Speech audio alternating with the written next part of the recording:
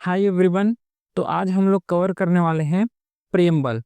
इसके पहले लेक्चर तक हम लोग साइलेंट फीचर, कॉन्स्टिट्यूशन का जो साइलेंट फीचर है वहां तक कंप्लीट कर चुके थे।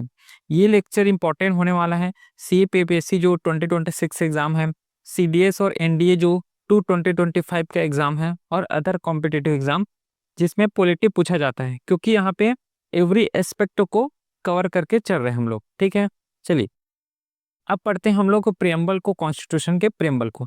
प्रियम्बल में जो वर्ड लिखा हुआ है ना, एक बार इसको रीड आउट करना है। क्यों रीड आउट करना है? क्योंकि यहाँ से वर्ड टू वर्ड, है ना, वर्ड टू वर्ड क्वेश्चन पूछ लेते हैं। जैसे कैसे क्वेश्चन पूछते हैं कि जैसे सोवरेन, सोशलिस्ट, सेकुलर और डेमोक्रेटिक रिपब्लिक, इसको क्या है कि एक ऑप्शन में दे देंगे चारों पांचों को, और बोलेंगे कि इसको सीक्वेंस में क्या करो, इसको जमाओ और उसका आंसर बताओ। है ना, सेम कॉन्सेप्ट कैसे आता है, जैसे कि जस्टिस हो गया, लिबर्टी, इक्वलिटी, फ्रेटर्निटी, इसको चार ऑप्शन में बना के दे देंगे। फिर इसको जमाना है कि पहले कौन आएगा, फिर सेकंड में कौन आएगा, ऐसे करके। तो इसको क्या है, एक बार रीड आउट करना है इसको। ठीक है, चलो। बाकी तो हम लोग एक प्रियम्बल को ही पढ़ रहे हैं, तो इन सब के बारे में जो प्रियम्बल में लिखा हुआ है जितना भी वर्ड, इसको तो वन बाय वन करके हम लोग पढ़ेंगे ही, है ना। तो एक बेसिक आइडिया के लिए इसको एक बार रीड करना है। चलिए सबसे पहले ये समझते हैं कि प्रियम्बल है क्या। जैसे कि पिछले लेक्चर तक हम लोग क्या पढ़े, कॉन्स्टिट्यूशन को पढ़े, कॉन्स्टिट्यूशन के पार्ट्स को पढ़े हैं, उसका शेड्यूल्स को पढ़े हैं, है ना। तो कॉन्स्टिट्यूशन के अंदर जितने भी कंपोनेंट हैं उस सबको हम लोग पढ़ चुके हैं। अब क्या है, प्रियम्बल पढ़ रहे हैं। प्रियम्बल क्या है, एक प्रीफेस। जैसे कि स्कूल बुक्स में सबसे पहले पूरा पूरा डिटेल दिया रहता है ना, इस चैप्टर में ये पढ़ना है ना, सेकंड चैप्टर में ये, थर्ड चैप्टर में ये करके पूरा बुक के बारे में उसमें समझा दिया गया है कि जितना भी बुक में जो रहेगा वो प्रीफेस करके बुक के पहले कवर में प्रिंट होता है। सेम कॉन्सेप्ट यहाँ पे भी लगेगा कि हमारा कॉन्स्टिट्यूशन का जो बुक है, कॉन्स्टिट्यूशन के फर्स्ट पेज में जितना भी जो भी चीज कॉन्स्टिट्यूशन में क्या क्या है, उस चीज को यहाँ पे पहले ही बता दिया गया है। पहले ही बता देते हैं, उसको क्या बोल रहे हैं हम लोग, प्रियम्बल बोल रहे हैं। तो प्रियम्बल जो बेस्ड होता है क्या, ऑब्जेक्टिव रिवॉल्यूशन। ऑब्जेक्टिव रिवॉल्यूशन में बेस्ड है। ऑब्जेक्टिव रिवॉल्यूशन कौन मुंह किया था, पंडित जवाहरलाल नेहरू। पंडित जवाहरलाल नेहरू ने ऑब्जेक्टिव रिवॉल्यूशन को मुंह किया था जब कॉन्स्टिट्यूशन असेंबली फॉर्म हुआ था, है ना। कॉन्स्टिट्यूशन असेंबली कैसे फॉर्म हुआ था, इसका वीडियो अपलोड हो चुका है। इसको अमेंड किया जा चुका है ओनली वंस, एक बार ही अमेंड हुआ है, जो है 42nd कॉन्स्टिट्यूशनल अमेंडमेंट एक्ट 1976 को। ठीक है, तो इसको याद रखना। प्रियम्बल है, कितने टाइम अमेंड हुआ है, ऐसे क्वेश्चन बन सकता है। तो अभी तक एक ही बार अमेंड हुआ है, और उसमें 3 न्यू वर्ड जोड़ा है। ये 3 न्यू वर्ड को भी याद रखना है। कौन कौन सा 3 न्यू वर्ड है, एक सोशलिस्ट है, सेकुलर है और इंटीग्रिटी है। ये तीनों वर्ड का मीनिंग आगे स्लाइड में है, इसको वन बाय वन करके हम लोग समझेंगे। तो 3 वर्ड को याद रख लेना इंपॉर्टेंट है, और इस एक्ट को याद रखना। और जो पार्लियामेंट है, सॉरी प्रियम्बल है, वह अभी तक एक बार ही अमेंड किए गए हैं। उसके बाद अगला देखते हैं, ये रिफ्लेक्ट करता है ना, ये रिफ्लेक्ट लिखा हुआ है। रिफ्लेक्ट करता है क्या, dreams, minds, aspirations of the founding father of the constitution. क्योंकि वर्ड जो यहाँ पे लिखा हुआ है ना, सोशलिस्ट, जब इसका मीनिंग समझोगे तो ऑटोमेटिक समझ आ जाएगा कि इसका जो मीनिंग क्या है। और ये जो कॉन्स्टिट्यूशन असेंबली बनाया है, जो कॉन्स्टिट्यूशन बनाया है हमारे क्या फाउंडिंग फादर्स लोग, तो उसका ड्रीम क्या था। क्योंकि सोशलिस्ट का मीनिंग ही वैसा है, सेकुलर का मीनिंग ही वैसा है, और इंटीग्रिटी का भी मीनिंग वैसा ही है, जो हम लोग समझेंगे। चलो, अब यहाँ पे प्रियम्बल जो है उसमें कुछ लिमिटेशन है। क्या लिमिटेशन है कि इसमें नो गवर्नमेंट पावर, कि जो प्रियम्बल है यहाँ पे कहीं भी मेंशन नहीं किया है कि इसमें गवर्नमेंट का पावर होगा, गवर्नमेंट का पावर है ना। क्योंकि क्यों ऐसा नहीं किया, क्योंकि देखो कॉन्स्टिट्यूशन का जो बेस है वो प्रियम्बल है। कॉन्स्टिट्यूशन का बेस जो है प्रियम्बल है, तो इसमें पावर को क्या करेंगे, ये सेंस बनता है ना, पावर को क्या करोगे। सेम एक कैन नॉट ओवरराइड प्रोविजन हो, प्रोविजन को भी ओवरराइड नहीं करेगा। क्यों, क्योंकि प्रियम्बल का ही मीनिंग है जितना कॉन्स्टिट्यूशन में है उसका एक बेस बना के उसका जो इंपॉर्टेंट आइडियाज को एक पेज में लिखना, उस पेज को क्या बोल रहे हैं, प्रियम्बल बोल रहे हैं। तो इसमें ये बोले हैं कि कैन नॉट ओवरराइड प्रोविजन और नॉट इनफोर्सेबल। इसका मतलब क्या हुआ कि प्रियम्बल में ये चीज लिखा हुआ है तो इसके अगेंस्ट हम लोग कोर्ट में चले जाए, ऐसा नहीं। तो प्रियम्बल जो है कोर्ट में इनफोर्सेबल नहीं है, इसको याद रखना। सेम एक एक और लिख लो, सेम जो है डीपीएसपी, आगे पढ़ेंगे इसको, फिर एक नॉलेज के लिए याद रख लो। डीपीएसपी ये भी कोर्ट में इनफोर्सेबल नहीं है, directive principle of state policy. Same fundamental क्या ड्यूटीज, फंडामेंटल राइट नहीं, फंडामेंटल राइट इनफोर्सेबल है, फंडामेंटल ड्यूटीज जो है ये भी इनफोर्सेबल नहीं है, इसको याद रखना माइंड में। आगे बढ़ते तो कुछ लोगों ने क्या है प्रियम्बल के ऊपर क्या किया है, कमेंट किया, जैसे कि आईडी कार्ड ऑफ कॉन्स्टिट्यूशन बोला है, कौन बोला है, एन ए पालकी वाला है। पॉलिटिकल हेरोस्कोप ऑफ कॉन्स्टिट्यूशन कौन बोला है, के एम मुंशी ने बोला है। ठीक है इतना। अब देखो, अब प्रियम्बल का एक बेसिक ओवरव्यू ले चुके हैं, अब इसका कंपोनेंट समझते हैं और इसका कीवर्ड समझते हैं। ठीक है, क्योंकि आज हम लोग पढ़ने वाले हैं प्रॉपर प्रियम्बल को डिटेल में समझेंगे। तो इसका नेचर जो है सोवरेन है, सोशलिस्ट है, सेकुलर है, डेमोक्रेटिक है और रिपब्लिक है। इसको जस्ट अभी के लिए इतना ही पढ़ो, क्योंकि आगे पूरा पढ़ने वाले हैं डिटेल में इसको। ये एक source authority of the constitution है, पीपल ऑफ इंडिया, समझे हैं।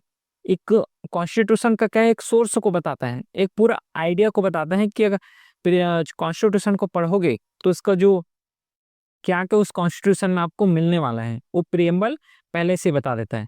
और इसका सोर्स कहाँ से लिया गया है, पीपल ऑफ इंडिया, पढ़े हो ना, we the people of India. देखो कॉन्स्टिट्यूशन जो प्रियम्बल है उसमें पहले लिखा हुआ है we the people of India, यही क्या है सोर्स ऑफ पावर है।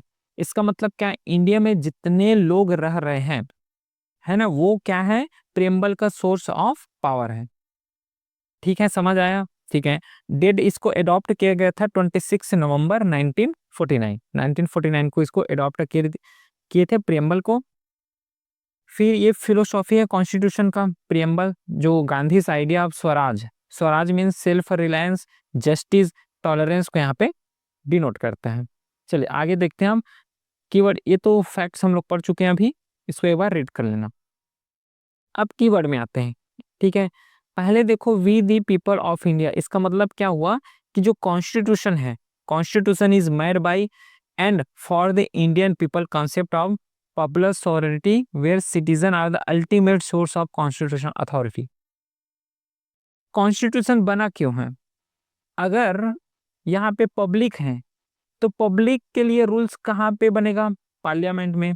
पार्लियामेंट कैसे चलेगा, वो भी एक रूल से बनेगा। तो जब हर चीज रूल से बन रहा है तो किसके लिए रूल बन रहा है, पीपल के लिए। तो पीपल के लिए रूल बन रहा है, तो पीपल के लिए जो रूल बनाएगा, जिसमें बना है वो क्या है, कॉन्स्टिट्यूशन है। अगर पीपल ही ना रहे तो कॉन्स्टिट्यूशन क्या करेगा, पीपल है तभी तो कॉन्स्टिट्यूशन का फ्रेम हुआ है भाई, ये लॉजिक लगाओ। पीपल ही नहीं रहेगा तो कॉन्स्टिट्यूशन रहेगा क्या, क्या करेगा अकेला कॉन्स्टिट्यूशन। तो पीपल है तभी कॉन्स्टिट्यूशन है, इसलिए यहाँ पे बोला है we the people of India, जो इसका सोर्स ऑफ पावर होता है ना, वही होता है we the people of India. समझ आया। अगला देखते हैं सोवरेन। सोवरेन का मतलब क्या होता है, it signifies the India is a fully independent state. ठीक है, इंडिया अपना इंटरनल और एक्सटर्नल मैटर जो भी है वो अपना खुद लेगा, न कि किसी अनदर कंट्री के इन्फ्लुएंस से आके बोले। जैसे कि मान लो दूसरा कंट्री बोला कि इंडिया को ये करना है और इंडिया इस चीज को कर रहे हैं, ऐसा नहीं। इंडिया अपना एक खुद सॉवरेन है, एक फ्री इंडिपेंडेंट कंट्री है। तो अपना इंटरनल मैटर, अपना एक्सटर्नल मैटर इंडिया खुद डिसाइड करेगा क्या करना चाहिए और क्या नहीं करना चाहिए। ठीक है, फ्री फ्रॉम डोमिनेंट और dependency of any other country. India has authority to conduct both internal external matter without interference. समझ आया। इट एक्वायर फॉरेन टेरिटरी और cede part of its own other nation, ये भी याद रखना। इंडिया अगर चाहे तो दूसरा दूसरा जो टेरिटरी है, फॉरेन टेरिटरी, उसको भी सेड कर सकता है। सेड मीन्स जब्त कर सकता है। तो ये भी अगर आए तो इसको जब्त कर सकते हैं, ये भी इंडिया के पास पावर है। क्यों, क्योंकि इंडिया एक सॉवरेन है। सॉवरेन मीन्स अपना इंटरनल एक्सटर्नल खुद संभाल सकता है और फुली इंडिपेंडेंट है, किसी के इन्फ्लुएंस में, किसी के डोमिनेशन में ये काम नहीं करता। अगला देखो, अगला है सोशलिस्ट। सोशलिस्ट क्या होते हैं, सोशलिस्ट बोलो चाहे सोशलिज्म बोलो, मतलब एक है। Socialism is an economic and political system where the means of the production are owned by collectively or by the government. Government जो सोशलिज्म है, ये जितना भी रन होगा पूरा क्या होगा, गवर्नमेंट रन करेगा, चाहे फैक्ट्री हो, पेट्रोल पंप हो, है ना, जितना स्कूल रन कर रहे हो, तो यहाँ पे प्राइवेट का कोई रोल नहीं है। सोशलिज्म का कॉन्सेप्ट ये होता है कि जितना भी रन करेगा स्टेट गवर्नमेंट करेगा, सब में इक्वली करेगा। ठीक है, तो सोशलिस्ट का मतलब ये होता है सोशलिज्म। दो टाइप का सोशलिज्म बोल सकते हैं, एक होता है डेमोक्रेटिक सोशलिज्म, एक होता है कम्युनिस्ट सोशलिज्म। डेमोक्रेटिक सोशलिज्म मतलब क्या होता है, जिसमें मिक्स इकोनॉमी, जिसमें क्या है गवर्नमेंट भी कर सकते हैं, गवर्नमेंट को हम लोग पब्लिक बोल देते हैं, है ना, गवर्नमेंट को पब्लिक बोल देते हैं, और एक कौन कर सकता है, प्राइवेट, प्राइवेट एंटिटी आता है। तो मिक्स में क्या होता है, मिक्स इकोनॉमी, जिसमें गवर्नमेंट भी पार्टिसिपेट कर सकते हैं और प्राइवेट सेक्टर भी पार्टिसिपेट कर सकते हैं, ये क्या होता है, डेमोक्रेटिक सोशलिज्म होता है। जैसे कि एग्जांपल ले लो इंडिया का, इंडिया जो है डेमोक्रेटिक सोशलिज्म है, यहाँ गवर्नमेंट भी अपना पार्टिसिपेट कर सकता है, कोई भी कंपनी या फैक्ट्री में प्राइवेट एंटिटी भी यहाँ पे पार्टिसिपेट कर सकते हैं। लेकिन जो कम्युनिस्ट सोशलिज्म होता है, कम्युनिज्म है, ये टोटल नेशनलाइजेशन की बात करते हैं। जो भी कंट्रोल होगा पूरा गवर्नमेंट के हाथ में होगा, चाहे स्कूल का हो, चाहे पेट्रोल पंप का हो, चाहे हॉस्पिटल को, एवरीथिंग क्या है, गवर्नमेंट अपने अंडर में लेके रखेगा। उसको क्या बोलते हैं, कम्युनिस्ट सोशलिज्म बोलते हैं। तो इंडिया जो है, इंडिया का जो अप्रोच कैसा है, सोशलिज्म समझ आ गया ना, जो कि जितना भी कंट्रोल होगा वो गवर्नमेंट के पास होगा, इसमें प्राइवेट सेक्टर का कोई रोल ना हो। तो इंडियन अप्रोच देख लेते हैं। इंडियन जो है ब्लेंड है, मार्क्सिज्म में ब्लेंड है और गांधीयन प्रिंसिपल में बेस्ड है। तो दोनों को समझते हैं क्या होता है, एक होता है मार्क्सिज्म और एक होता है गांधीज्म। मार्क्सिज्म क्या होता है, इंस्ट्रूमेंट ऑपरेशन सर्विंग दी हाँ bourgeoisie and advocate for class struggle and revolutions to achieve a stateless society. Marxism थोड़ा एग्रेशन साइड चला जाता है ना, थोड़ा एग्रेसिव हो जाता है कि ये चाहते हैं कि क्लासलेस सोसाइटी हो और स्टेटलेस सोसाइटी हो। इसका मतलब क्या हुआ कि स्टेट कोई इंटरफेरेंस ना करे, क्लासलेस कोई भी क्लास ना हो, ना कि ऊपर क्लास हो, है ना, कैसे बोल सकते हैं, जैसे कि इलाइट पीपल हो, ना कि पुअर हो, सब क्या हो, एकदम इक्वली हो। पॉसिबल है क्या, है ना, ये मार्क्सिज्म का आइडिया था कि कोई क्लास डिवाइड ना हो, पुअर पुअर है, इलाइट पीपल इलाइट हो रहा है, ऐसा नहीं, पुअर है तो सब पुअर, है ना, मीडियम है तो सब मीडियम, इलाइट पीपल है तो सब इलाइट। ये मार्क्सिज्म का फिलोसॉफी था। गांधीज्म का क्या था कि ये भी अपोज करते थे कि मिनिमम स्टेट इंटरफेरेंस चाहते थे। लेकिन देखो मार्क्सिज्म कुछ ज्यादा ही एग्रेशन की तरफ चला गया, और जो गांधीज्म है वो थोड़ा मॉडरेट बोल सकते हैं। लेकिन चाहते तो ये भी थे कि जो है क्लासलेस सोसाइटी हो और गवर्नमेंट का जो है मिनिमम इंटरफेरेंस हो। गांधी सबसे ज्यादा फेवर करते थे वो है strengthening of local self government, सबसे ज्यादा लोकल सेल्फ गवर्नमेंट को करते थे। तो अभी लोकल सेल्फ गवर्नमेंट इस्टेब्लिश भी हुआ है ना। 73rd जो कॉन्स्टिट्यूशनल अमेंडमेंट एक्ट आया, वहां से 73rd और 74th में पंचायती राज इंस्टीट्यूशन को यहाँ पे अडॉप्ट किया है। अगला टर्म जो समझते हैं सेकुलर, ये सब क्या है, प्रियम्बल में वर्ड लिखा हुआ है, वही वर्ड को हम लोग समझ रहे हैं। तो सेकुलर है, सेकुलर मीन्स क्या होता है, equal treatment of all religious without discrimination. और हाँ, इस क्लास का जो पीडीएफ है इस टेलीग्राम चैनल में डल जाएगा, तो इस टेलीग्राम चैनल को ज्वाइन कर लेना। और अगर कोई भी डाउट हो तो इस व्हाट्सएप चैनल में पूछ सकते हैं। तो सोशलिज्म को देखते हैं। सोशलिज्म मीन्स क्या होता है, equal treatment of all religious without discrimination. जितना भी रिलीजियस हो, जितना भी धर्म हो, इसको अगर ट्रीटमेंट कर रहे हो तो इक्वली ट्रीटमेंट करना। कोई भी को अगर मनी दे रहे हो, मनी ट्रांसफर कर रहे हो फॉर किसके लिए, डेवलपमेंट के लिए, अगर डेवलपमेंट के लिए मनी दे रहे हो तो इक्वली देना है। एक तो ये है, और एक चीज ये है कि जो स्टेट है, जो गवर्नमेंट बनाएगा उसका कोई रिलीजन नहीं है, ये भी याद रखना। गवर्नमेंट बनाएगा उसका कोई रिलीजन नहीं होना चाहिए, और वह रिलीजियस मैटर में इंटरफेरेंस भी नहीं करेगा। ये सेकुलर का मीनिंग होता है। उसका खुद का ना तो कोई रिलीजियस होना चाहिए गवर्नमेंट का, और ना ही दूसरे जो रिलीजियस है, जो दूसरे धर्म है, उसमें कोई इंटरफेरेंस नहीं करेगा।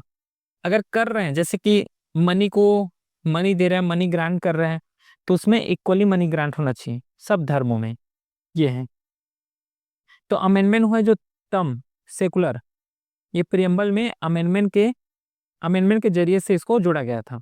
तो कुछ क्वेश्चन ऐसे बनते हैं कि जैसे कि सेकुलर है, सेकुलर जब कॉन्स्टिट्यूशन बना तो सेकुलर वर्ड था कि नहीं था, ऐसे क्वेश्चन बन जाता है। तो इसको थोड़ा दिमाग में रखना। तो इसको जोड़ा गया है सेकुलर, सोशलिस्ट और इंटीग्रिटी, यहाँ पे पढ़े ना, तीन वर्ड जो हैं अमेंडमेंट से इसको जोड़ा गया था। कहाँ गया, देखो, सोशलिस्ट, सेकुलर और इंटीग्रिटी, ये तीन वर्ड ऐसे हैं जिसको कॉन्स्टिट्यूशनल अमेंडमेंट से जोड़ा गया था। तो इसको याद रखना, अगर पूछ दिया तीनों वर्ड को लेके कि क्या ये प्री कॉन्स्टिट्यूशन मीन्स जब कॉन्स्टिट्यूशन बना तो ये वर्ड था कि नहीं था, तो इसको बोलोगे कि ये नहीं था, इसको अमेंडमेंट के जरिए से जोड़ा गया है, सोशलिस्ट, सेकुलर और इंटीग्रिटी। ठीक है, चलो, तो इसको याद रखना बस। अब देखते हैं, सेकुलर पढ़ चुके हैं, अब पॉजिटिव सेकुलरिज्म क्या होता है, जिसमें से एम्फेसिस करते हैं equal status, support for all religious, fostering a diverse and inclusive society. तो पॉजिटिव है कि सब में हम लोग क्या कर रहे हैं, मदद कर रहे हैं विदाउट डिस्क्रिमिनेशन, तो पॉजिटिव सेकुलरिज्म बोल सकते हैं इसको। अगला देखते हैं democratic. Democratic word, democracy allows citizen to equal political right, है ना, elect ruler and hold them accountable. ये डेमोक्रेसी, जैसे कि इंडिया का ये एग्जांपल ले लो कि इंडिया एक क्या है, डेमोक्रेसी है। अपना जो रिप्रेजेंटेटिव इलेक्टेड से इलेक्ट करते हैं ना, अपना जितना भी रिप्रेजेंटेटिव चाहे एमएलए हो, सबको क्या कर रहे हैं, जनता के द्वारा ही इलेक्ट हो रहे हैं। और इक्वल पॉलिटिकल राइट है कि अगर इलेक्शन लड़ना चाहो तो इलेक्शन भी लड़ सकते हो, और जो जो एंटिटी को हम लोग क्या इलेक्ट किए हैं उसके लिए क्या है, अकाउंटेबल होल्ड करा सकते हो। तो ये बेस होते हैं doctrine of the popular sovereignty where the supreme power reside within with the people. जितना भी पावर है पीपल के पास हुआ, कैसे, अगर मान लो अगर 5 साल के लिए तो अपने चुनाव चुन के भेज दिए हैं, अगर वे 5 साल तक अगर ठीक से काम नहीं किया तो उसको क्या अगले साल जो 6 ईयर जो इलेक्शन होगा उसमें पार्टिसिपेट अगर करेगा तो जीत पाएगा, क्या नहीं जीत पाएगा। इसका मतलब क्या हुआ कि अल्टीमेट जो पावर है किसके पास है, पीपल के पास है, अगर वे चाहे। इसका मतलब ये नहीं है कि जस्ट 6 ईयर होगा उसके बाद ही उसको सत्ता पलट कर सकते हो, उसके बीच भी कर सकते हो। पीपल के पास इतना पावर है कि अगर बीच में अगर ठीक से काम नहीं कर रहे हैं तो अगर, है ना, ठीक से काम नहीं कर रहे हैं तो अगर 2 ईयर 3 ईयर में भी सत्ता पलट कर सकते हैं। तो ये जो बोला गया है कि सुप्रीम पावर जो रिसाइड करता है पीपल के पास करता है, ये इसका मतलब ये है। तो फॉर्म ऑफ डेमोक्रेसी, एक होता है डायरेक्ट डेमोक्रेसी, होता है जिसमें पीपल जो है ना, जनता जो है खुद अपना रिप्रेजेंटेटिव क्या करता है, चुनता है, तो उसको बोलता है डायरेक्ट डेमोक्रेसी। और एक होता है इनडायरेक्ट डेमोक्रेसी, जिसमें से इलेक्टेड रिप्रेजेंटेटिव, जैसे कि हम लोग क्या एमएलए चुन लिए, एमएलए को चुनने के बाद वो क्या करेगा, अब उसके ऊपर जैसे कि राज्यसभा का मेंबर हो गया, प्रेसिडेंट हो गया, उसको अपॉइंट करेगा, है ना, उसका इलेक्शन में पार्टिसिपेट करेगा। तो जो एमएलए जो है हम जिसे हम लोग चुने हैं, ये किसके बिहाफ करेगा, जनता के बिहाफ, जनता के बिहाफ अपना वोट देगा वहां पे। ठीक है, अब देखो इंडियन डेमोक्रेसी, इंडियन डेमोक्रेसी क्या होता है, representative parliamentary democracy with accountable execute, है ना, फीचर इंक्लूड, जैसे कि इंडियन डेमोक्रेसी में क्या क्या फीचर है, यूनिवर्सल एडल्ट फ्रेंचाइज है कि जैसे 80 ईयर्स हो गया तो सबको, चाहे वे पुअर हो चाहे इलाइट पीपल हो, सबको वोट देने का अधिकार है यहाँ पे, है ना। तो यूनिवर्सली एडल्ट फ्रेंचाइज है, पीरियोडिक इलेक्शन, जिसके हर 5 साल में इलेक्शन हो रहा है, रूल ऑफ लॉ है कि रूल ऑफ लॉ का मतलब लॉ जो बने हैं उसके ऊपर कोई नहीं है, चाहे इलाइट पीपल हो चाहे गवर्नमेंट एंटिटी हो, है ना, चाहे नॉर्मल पब्लिक हो। इंडिपेंडेंट जुडिशरी है ना, नॉन डिस्क्रिमिनेशन है, इंडिपेंडेंट जुडिशरी, क्योंकि देखो जुडिशरी अपना एक इंडिपेंडेंट है, गवर्नमेंट बोल रहे हैं कि जुडिशरी को ये करना है तो ऐसा नहीं है, वो इंडिपेंडेंट कहाँ हुआ, क्योंकि देखो जुडिशरी जो है इसको जजमेंट सुनाना है, तो जजमेंट के लिए एक इंडिपेंडेंस अनबायस होना कंपलसरी है, तभी वे एक प्रॉपर प्योर जजमेंट यहाँ पे सुना पाएगा। अगला वर्ड है रिपब्लिक। रिपब्लिक में such political sovereignty in the people, not a monarch. याद रखो, सॉवरेंटी होगा इन द किसमें, पीपल में, मोनार्क में ऐसा सिस्टम नहीं है। Ensure no privilege class and equal access to public officer without any discrimination. क्योंकि रिपब्लिक है, रिपब्लिक मतलब जितना भी पब्लिक है स्टेट में, कंट्री में, उसको इक्वल एक्सेस है। क्योंकि जो कंट्री है वो क्या है, रिपब्लिक है। तो इसको हर फील्ड में, चाहे जॉब के फील्ड में हो, एम्प्लॉयमेंट के फील्ड में हो, है ना, चाहे फैक्ट्री में जॉब जॉब में जा रहे हो, उसमें तो जितना भी वर्क है उसमें सबको क्या इक्वल ट्रीटमेंट मिलेगा, है ना, चाहे इलाइट क्लास हो चाहे पुअर पीपल हो, विदाउट एनी डिस्क्रिमिनेशन, कोई बिना भेदभाव के, है ना, बिना भेदभाव के, ये बोल लो। अब आता है एक टर्म आता है लिबर्टी। लिबर्टी मीन्स क्या होता है, absence of restrain on activity of individual inspire by French revolution. इसको कहाँ से लाया गया था, रिवॉल्यूशन, फ्रेंच रिवॉल्यूशन से इसको लाया गया था। लिबर्टी का मतलब होता है कि अपनी स्वतंत्रता हम जो चाहे वो करें। ये एब्सेंट यहाँ पे लिखा है ना, absent of constant, absent of constant बोलो या फिर एब्सेंट ऑफ रिस्ट्रेंट बोलो, कि लिबर्टी जो है अपना खुद का स्वतंत्रता है, हम जो चाहे वे करेंगे। अब इसमें तो थोड़ा देखो ना, लिबर्टी मतलब जो चाहे वो करो, इसका मतलब किसी का मर्डर भी कर दोगे, है ना। मान लो कोई 12 बजे डीजे चला रहा है तो उसमें दिक्कत होगा। एक का अपना तो लिबर्टी है, लेकिन दूसरा का भी तो लिबर्टी देखो, उसका भी तो लिबर्टी है कि रात में क्या है, शांति से सोए। समझ रहे हो। तो इसीलिए दो कॉन्सेप्ट लाया गया यहाँ पे, एक कॉन्सेप्ट लाया गया निगेटिव लिबर्टी और दूसरा कॉन्सेप्ट लाया गया है पॉजिटिव लिबर्टी। निगेटिव लिबर्टी क्या होता है, इसमें एब्सेंस होता है इंटरफेरेंस का, ensuring individual free from obstacle and constant. तो निगेटिव लिबर्टी मतलब को जो भी लिबर्टी है, जितना स्वतंत्रता है वो करना है वो करो, जो करना है वो करो, इसमें कोई दिक्कत है निगेटिव में। लेकिन पॉजिटिव लिबर्टी जो है इसमें कुछ कांस्टेंट है, कंट्रोल है लाइफ में, कुछ कांस्टेंट। जैसे कि देखो, एक टाइम के बाद डीजे बजाना जो है बंद, एग्जांपल लेते हैं, कोई बंदा जो है वो रात को 1 बजे क्या कर रहा है, डीजे बजा रहा है। तो डीजे बजा रहा है तो जो बजा रहा है उसका लिबर्टी है, बजा सकता है, ठीक है। लेकिन जो दूसरे पीपल हैं जो शांति से सो रहे हैं, उसका भी तो लिबर्टी है कि रात में क्या है, शांति से सो। तो इसमें क्या है कि एक पॉजिटिव लिबर्टी का मतलब ये होता है कि जो 1 बजे डीजे बना बजाना जो क्या हो गया, बैन हो गया। एग्जाम्पल बता रहा हूँ। तो डीजे बजाना है तो रात को 9 बजे तक बजाओ डीजे, कोई दिक्कत नहीं। लेकिन 9 के बाद डीजे बजाना क्या हो गया, बंद हो गया, बंद कर दिए, बैन हो गया। तो इसको क्या पॉजिटिव लिबर्टी बोलोगे, पॉजिटिव लिबर्टी बोलोगे, है ना भाई। कोई 1 बजे डीजे बजाए तो दिक्कत है। तो दो कॉन्सेप्ट यहाँ पे आया, एक पॉजिटिव लिबर्टी का और एक निगेटिव लिबर्टी का। अगला देखो, अगला है equality. Equality signifies the absence of special privilege and ensure equal opportunity for all individual free from discrimination. Equality का मतलब ये है कि हर फील्ड में, चाहे वे इलाइट पीपल हो चाहे पुअर पीपल हो, सबको क्या है, एक इक्वलिटी अपनों को अपॉर्चुनिटी देना है। जैसे कि मान लो जॉब में जा रहा है कोई पीपल, एक जा रहा है इलाइट और एक जा रहा है पुअर। तो ऐसा नहीं करने कि इलाइट को ज्यादा प्रेफरेंस दे रहे हो, पुअर को नेग्लेक्ट कर रहे हो। तो इक्वलिटी कहाँ हुआ, इक्वलिटी मीन्स दोनों को इक्वली अपॉर्चुनिटी देना है ना। जो जो मेरिट के बेस हो जाए, कुछ भी के बेस में हो, लेकिन जो अपॉर्चुनिटी देना है वे इक्वलिटी दो, ठीक है। फ्रेटर्निटी का मतलब होता है कि हम लोग शेयर ब्रदरहुड में रहेंगे, सिस्टरहुड में रहेंगे, अमॉल ऑल इंडियंस, जितना भी इंडियंस हैं सब एक भाईचारा के रूप में रहेंगे, ये फ्रेटर्निटी का मतलब होता है। इसके बाद यूनियन ऑफ ट्राइनिटी। यूनियन ऑफ ट्राइनिटी होता है लिबर्टी, इक्वलिटी और फ्रेटर्निटी। इन तीनों को क्या बोले हैं, यूनियन ऑफ ट्राइनिटी। तो इसको याद रखना है, ठीक है। अब क्या है, इतना पढ़ चुके हैं, है ना, प्रियम्बल को पूरा तो कंप्लीट कर चुके हैं, लेकिन इससे रिलेटेड कुछ जजमेंट है और ये जजमेंट इंपॉर्टेंट है, यहाँ से क्वेश्चन बनता ही बनता है। तो इसको करना है, एक जजमेंट साथ में देख लो कि जैसे कि कोई भी जजमेंट है उसका ईयर माइंड में रखना, क्योंकि क्वेश्चन जो है ईयर बेस्ड क्वेश्चन पूछ देते हैं। तो पहला जैसे कि बेरुबरी यूनियन केस, इसमें क्या बोला कि general purpose preamble is not a part of constitution. और जो भी जजमेंट है उसमें क्या बोला है उसका कीवर्ड याद रखना है।